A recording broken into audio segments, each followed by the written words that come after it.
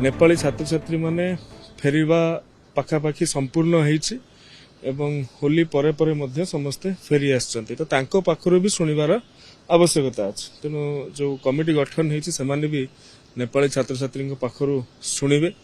झीटी मृत हेबा परे पूर्वरु मध्य 11 मास पूर्वरु भी से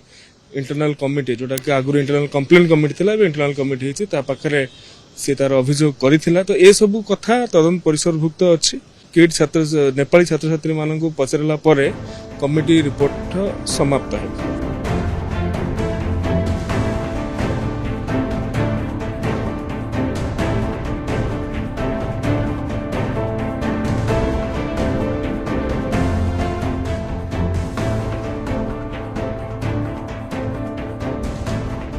एठी जो किट घटना होची 11 मास पूर्व जो अभियोग होता प्रकृत पक्षे किट अनुष्ठान जो इंटरनल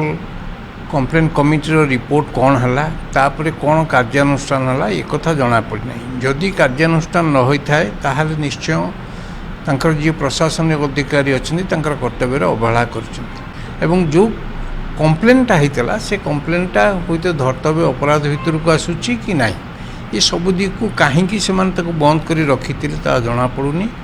बोधहुए अनेक समय अनेक घटना को जो चपे दबार जो प्रयास थाए हाँ